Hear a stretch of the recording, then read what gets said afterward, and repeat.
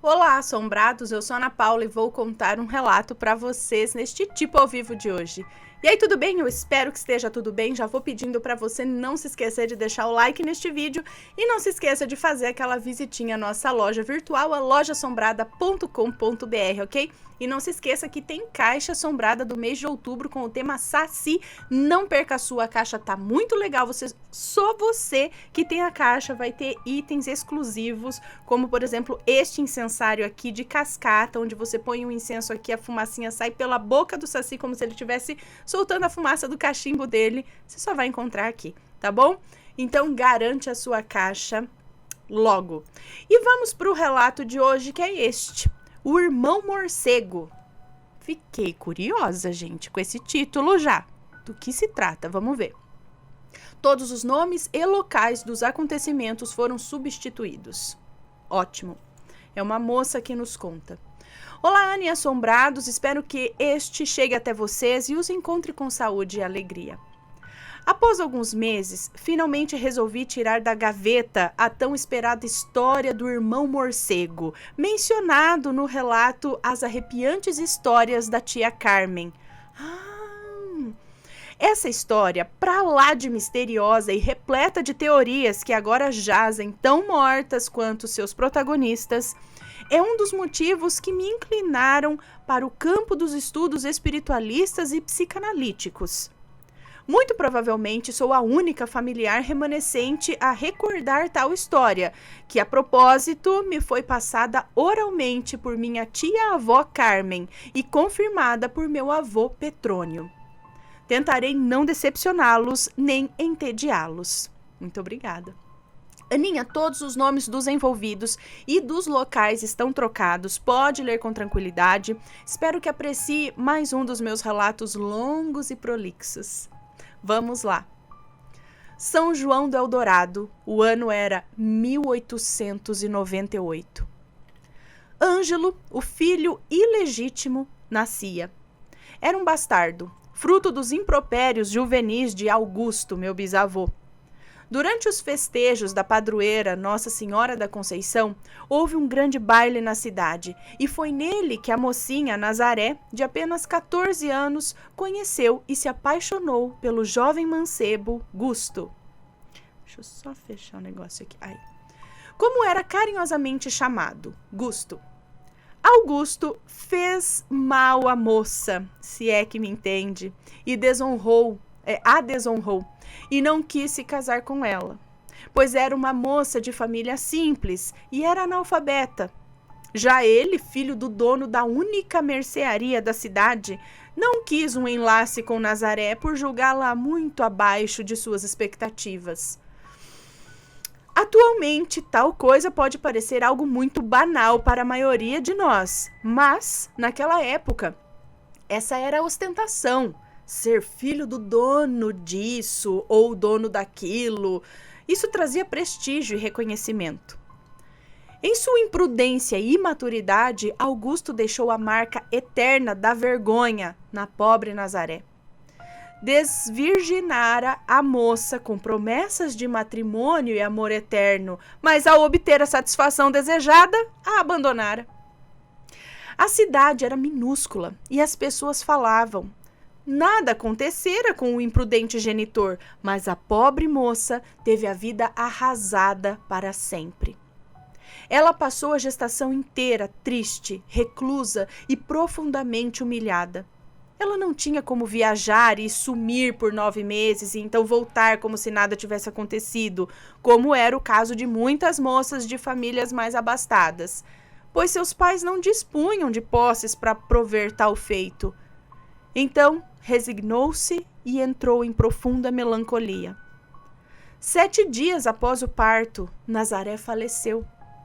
Naquele tempo, chamavam de mal de trabalho de parto. É isso? Mal de trabalho parto. Ou mal de trabalho de parto ou febre do parto. Era isso que eles davam o nome. O pequeno Ângelo, então, foi criado pelos avós maternos. Eles eram pessoas muito simples, trabalhadoras e, assim como sua falecida mãe, analfabetos. Todavia, eram respaldados de um riquíssimo amor, muito afeto e acolhimento. A morte da pobre Nazaré, antes tão mal falada e chamada até de mulher da vida pela vizinhança, trouxe uma grande comoção, e o padre da cidade orientou a família de Augusto que se comprometesse no sustento e educação da criança. E isso foi arranjado. Entretanto, era mais por pena da dor da perda da filha daqueles dois miseráveis que por uma real consciência das obrigações e responsabilidades do garanhão ao qual chamavam de filho. Ângelo cresceu, recebeu o amor dos avós maternos e não lhe faltou nada de material. Mas uma revolta crescia em seu peito. Afinal, era um filho bastardo, cuja mãe havia caído em desgraça. E isso era um estigma. Ele não tinha recebido o carinho ou afeto de seu pai ou dos avós paternos. Recebia apenas fartas patacas. E mesmo que aquele dinheiro tivesse transformado a vida dos seus queridos avós para melhor, o grande vazio no peito de Ângelo só crescia. Revoltou-se quando soube que o pai havia firmado compromisso com Carmosina Espíndola, filha de um homem bem-sucedido da cidade vizinha. Ah, então essa aí ele assume? Já a coitada da minha mãe? E assim foi a vida do abatido Ângelo. Apesar de garboso, ele não se interessava pelas moças e nem pelos rapazes. Apenas estava imerso na revolta e em constantes pensamentos de vingança. Seu pai noivou e ele fora convidado para a cerimônia de casamento pela própria futura madrasta. De início recusou-se, mas depois veio a entender que aquela pobre mulher não tinha a menor culpa da falta de caráter do pai. Inclusive, amou muito os meio-irmãos que posteriormente ela lhe dera. Hoje sabemos que o que faltava para o pobre Ângelo era um bom acompanhamento psicológico e, obviamente, o carinho da família de seu pai. Todavia, naquela época, ele era tido apenas como um esquisitão. Começou então a se interessar pelos assuntos misteriosos do espiritismo e foi indo a uma dessas reuniões que conheceu o entusiasta espírita Eduardo. O moço era morador da cidade grande, da capital, e filho de comerciantes. Eduardo tinha parentes em São João do Eldorado e ia vez ou outra para tal município para respirar bons ares, por recomendação médica. Ângelo e Eduardo tinham quase a mesma idade e eram dois esquisitões. Acredito que eram uma versão antiquada dos nerds de hoje em dia. A amizade deles foi um encontro de almas. Ambos eram belos jovens, reclusos e tocados pela dor. Ângelo pela orfandade da mãe e ausência afetiva do pai, e Eduardo que, na flor da idade, era um tuberculoso. A ligação entre os dois se estreitou tanto que Eduardo convidou o amigo para trabalhar em uma das lojas do comércio de sua família na capital. Para isso, Eduardo deveria mudar-se de São João do Eldorado e se instalar na cidade grande. Acho que Eduardo não, né? Para isso, Ângelo teria que se mudar de São João para se instalar na cidade grande. Os pais de Eduardo, o senhor e a senhora Camelo, ofereceram a Ângelo um apartamento para solteiros, situado em cima de uma de suas lojas. Era um primeiro andar modesto, mas no bairro mais agitado da cidade e com muito mais conforto que a casa interiorana de seus avós. O apartamento era bem pequeno, tinha um quarto bem mobiliado, com cama de solteirão, escrivaninha, cadeira e um bom armário. Havia uma minúscula cozinha, porém bem equipada, com uma geladeira azul, e essa foi a primeira geladeira que Ângelo viu na vida, um fogão esmaltado de 4 bocas e uma mesa com 4 cadeiras. Havia um banheiro com vaso sanitário, uma pia e um local para banhar-se. Também havia uma pequena varanda nos fundos desse pequeno apartamento. Era como um quintalzinho, com uma lavanderia e um pequeno varal de arame. Como disse, era um apartamento modesto, mas para Ângelo era uma grande e maravilhosa novidade. E lá se foi ele. Beijando a testa da avó e dando um abraço apertado em seu avô, Ângelo embarcou no carro de aluguel e partiu para a capital. Lá teria emprego garantido, moradia e poderia estudar o espiritismo livremente, sem os medos infundados do povo do interior. E o melhor, ficaria longe de seu pai desalmado. Com a proximidade e convivência diária, Eduardo e Ângelo se tornaram inseparáveis. Um dava frescor e vitalidade ao outro. A aparência de Eduardo estava excelente e Ângelo perdia a timidez e começava a chamar a atenção das clientes. Os amigos se divertiam com os suspiros das moças e gostavam muito da atenção que recebiam delas. Eduardo havia parado os estudos na faculdade de Direito, dado a sua enfermidade. Então tinha muito tempo livre para se dedicar ao amigo recém-chegado. Então eles aproveitaram muito e com toda certeza foi o ponto alto da vida dos dois. Continuavam indo às reuniões na casa espírita e em uma dessas, após a palestra, Eduardo sentiu-se mal e foi levado à sala de passes. O médium dirigente da casa ministrou calmamente um passe revigorante e solicitava sempre a Eduardo que pensasse em Jesus. Ao término do passe, Eduardo estava bem, porém muito pálido. Foi então que relatou uma situação muito curiosa.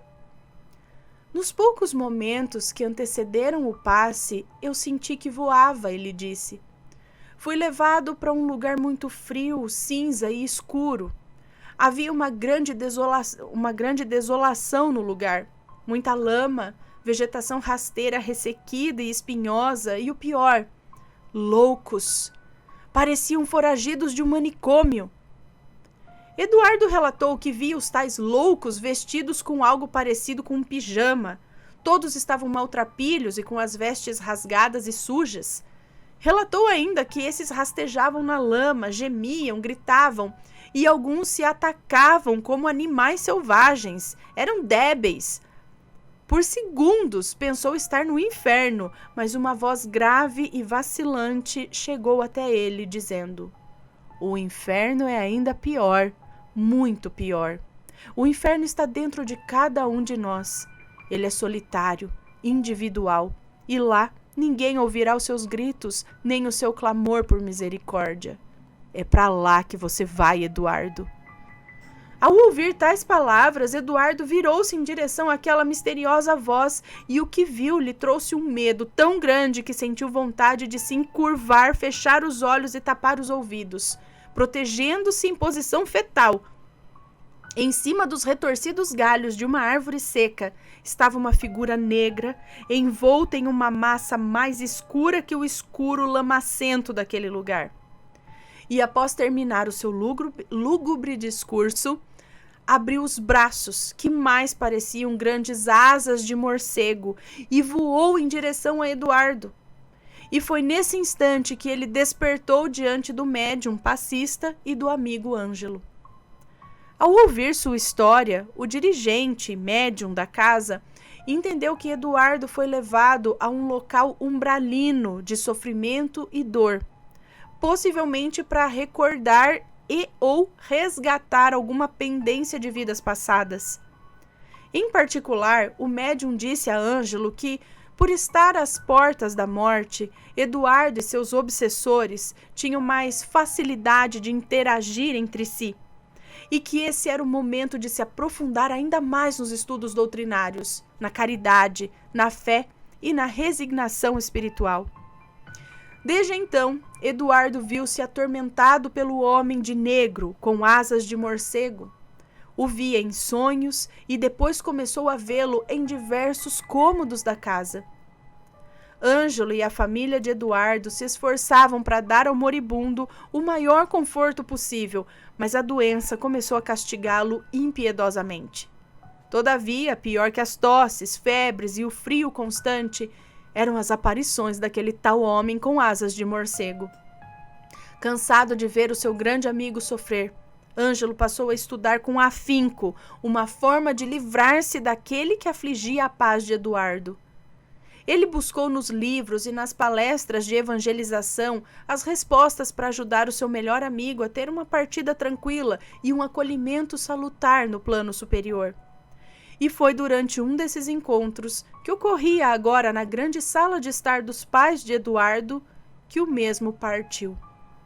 Eduardo estava semiconsciente, oscilando entre realidade e os supostos delírios. Ângelo sabia que, na verdade, ele via um espírito obsessor, um inimigo de outras vidas que ainda não havia sido doutrinado. A equipe espírita ajudou Eduardo em seus últimos dias. Ele partiu sem mágoas ou ódio desse espírito de baixa vibração que tanto o atormentava.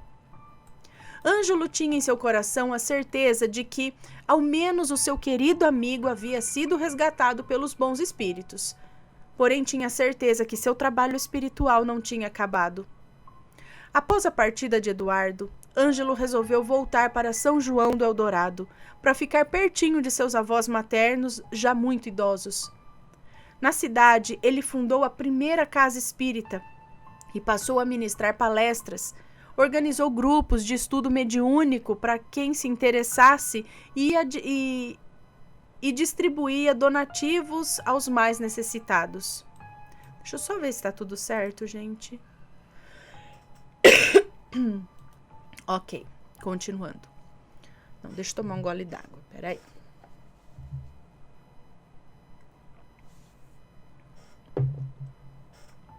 O senhor e a senhora Camelo, pais de Eduardo, eram grandes patrocinadores da Casa de Caridade e ajudavam em tudo. Ângelo sentia que tivera sido emocionalmente adotado por aquele casal tão amoroso. Mesmo com saudades do grande amigo, sentia-se grato pela amizade fraterna que ambos tiveram e era muito feliz pela família adotiva que havia acolhido tão ternamente em seu seio. Os anos foram passando, seus avós paternos partiram, os meio-irmãos nasciam e cresciam, e a proximidade com Carmen, a primogênita de Carmosina, o deixava muito feliz. Havia crescido como filho único, e a convivência com os pequenos lhe causava grande alegria e satisfação. Ao mesmo tempo em que a casa espírita crescia, a vida profissional de Ângelo prosperava. Ele passou a administrar a primeira filial da loja dos Camelo na pequena São João do Eldorado. Seu pai, Augusto, era então seu principal concorrente. Mas, ao contrário do que todos poderiam imaginar, Ângelo não tinha mais sede de vingança em seu coração. Ao invés disso, cultivava o perdão, o amor, a caridade. Passou, inclusive, a fornecer, a preço especial, muitos itens que a mercearia de seu pai passou a comercializar com exclusividade. Isso mesmo.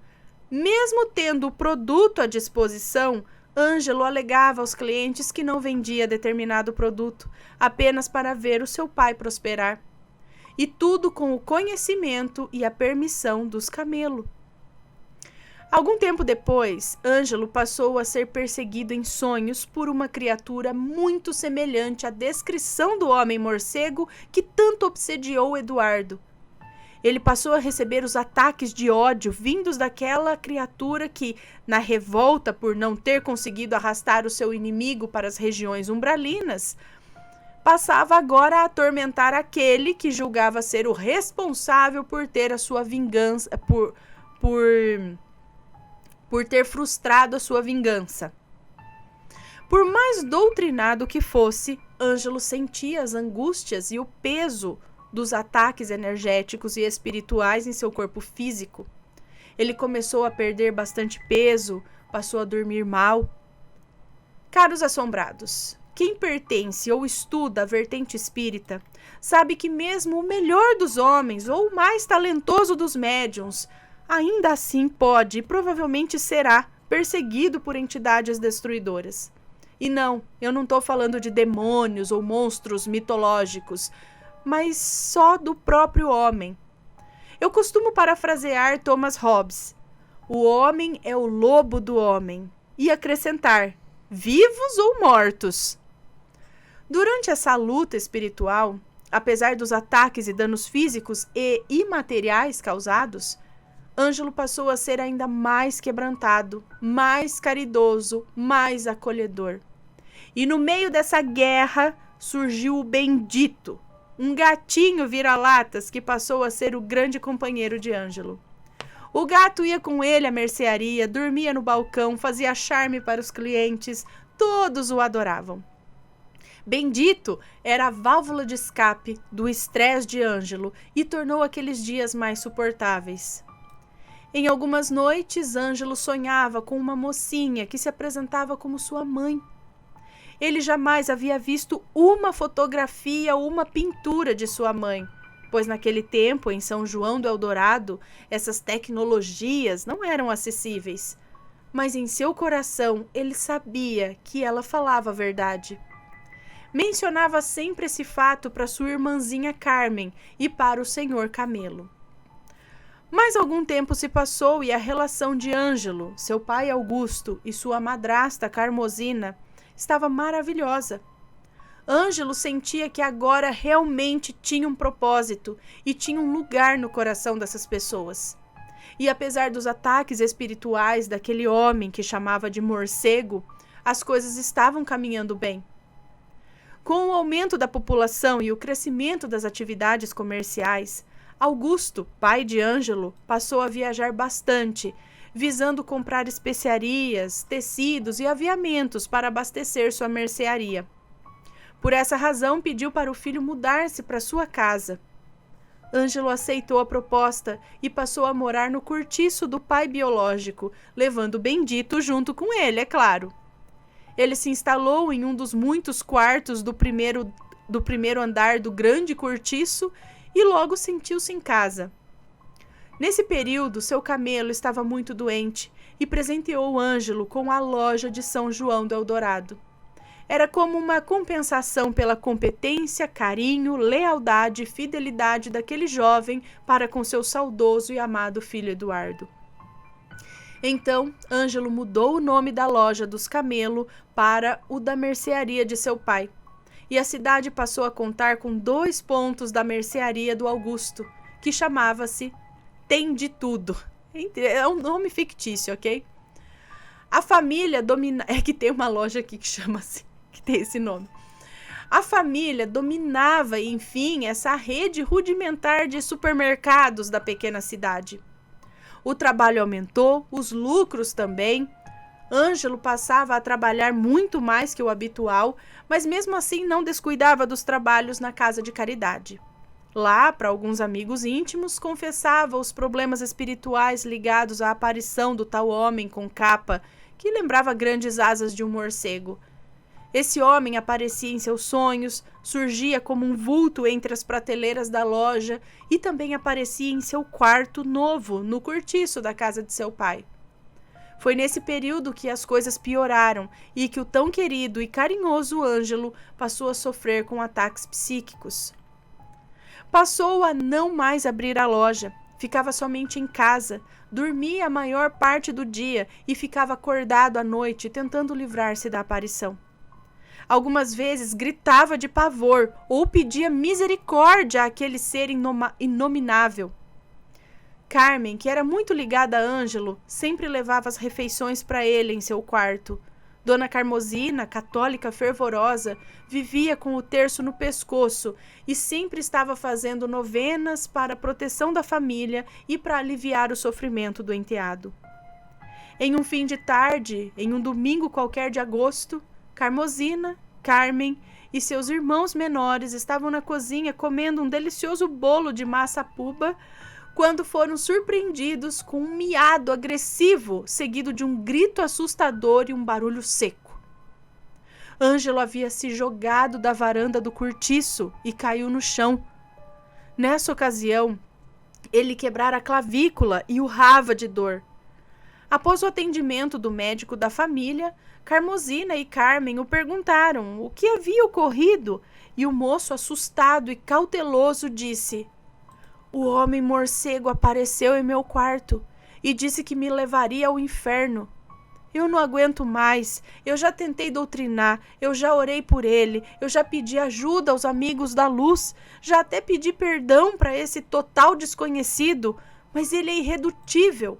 Ele simplesmente se jogou em cima de mim, agarrando-se às minhas costas com muita fúria. Ao passo que eu sentia suas asas negras se enrolarem em mim como num abraço sufocante e malfazejo. Em certo momento eu jurei que eu podia controlar aquelas asas e com apenas um pensamento elas se abriram e fecharam. Agora não havia mais o homem morcego e sim apenas eu e aquelas grandes asas. Bendito se assustou ao me ver com as asas e grunhiu para mim. Nessa hora eu pensei poder voar e me lancei varanda afora e caí. Era claramente mais uma manipulação psíquica daquele homem perverso. Ao voltar de viagem e ver seu primogênito naquele estado, Augusto decidiu levá-lo para uma grande e conhecida cidade para consultar-se com um excelente psiquiatra. Levou então seu filho para um dos médicos mais famosos da época, o precursor da terapia psiquiátrica humanizada e cura através do trabalho. Ela falou que os nomes estão todos trocados, né? Doutor Juliano Moreira. Ao saber do estado do rapaz, doutor Juliano receitou alguns comprimidos e solicitou que Ângelo, acompanhado de seu pai, voltasse à rotina de trabalho a fim de ocupar a mente e as mãos com algo que lhe era muito peculiar. E após mais 4 dias na cidade grande, Augusto e seu filho retornaram a São João do Eldorado. Os comprimidos receitados pelo famigerado doutor pareciam surtir um verdadeiro milagre. Ângelo dormia bem, comia bem, começou a ficar corado e ganhou peso. Passou a trabalhar junto com o pai em uma das mercearias enquanto deixava a outra os cuidados da jovem Carmen, que ainda era muito menina, e de um encarregado que a auxiliava sob a supervisão de Dona Carmosina. 30 dias desde a consulta haviam se passado. Augusto via a melhora em seu filho e resolveu partir para mais uma de suas viagens de negócio. Ângelo estava confiante, disse ao pai que daria conta e o incentivou a viajar, e isso foi feito. 2 dias se passaram desde a viagem de Augusto. Ângelo fazia todo o trabalho como de costume. Mas no fim de tarde, ao preparar-se para fechar a loja, notou um forte cheiro de fumaça vindo dos fundos. Correu até lá e viu que havia um foco de incêndio no armazém de grãos.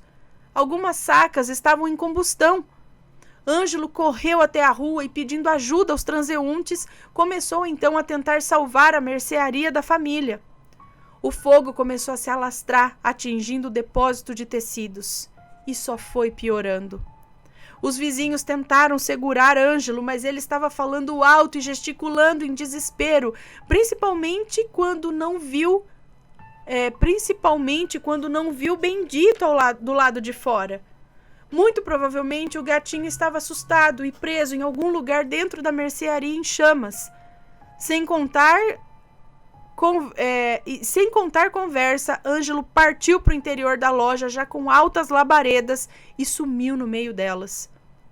Os vizinhos e transeuntes gritaram, tentaram entrar, mas sem sucesso. E, infelizmente, foi só no dia seguinte, quando o fogo já havia se extinguido, é que conseguiram adentrar. A mercearia estava quase que totalmente queimada. A única parte que permanecera quase intacta era a entrada onde ficava o balcão de atendimento. Muitos baldes e vasilhas estavam espalhados pelo chão. As paredes pretas e chamuscadas deixavam o lugar com a pior aparência possível. Por ser uma mercearia com um pouco de tudo, lá havia tecidos, grãos, pão, leite, carne, óleo, manteiga, banha, velas, fósforos, combustível para lamparinas. Tudo para o pior cenário possível no caso de um incêndio. Nos fundos do imóvel, perto de uma casinha que usavam como banheiro, encontraram Ângelo junto ao seu amado gatinho Bendito. Ele havia se enrolado em um tecido, provavelmente na tentativa de não se queimar ao passar pelas chamas. Seu rosto era puro desespero. Os braços rijos seguravam o corpinho do pobre Bendito, quase sem pelos de tão chamuscado. O tecido em que Ângelo havia se enrolado não era um bom tecido para lidar com altas temperaturas. Ele havia derretido de modo bizarro ao redor do corpo do rapaz, que, por fim, parecia ter asas de morcego lhe abraçando a carne. E foi por essa razão que os meio-irmãos, nascidos posteriormente à morte de Ângelo, o chamavam de o irmão morcego. Foi dessa forma trágica e triste que Ângelo deixou essa existência terrestre. Sua mãe, em sonho, lhe aconselhava e acolhia, precedendo o sofrimento que o filho teria que passar.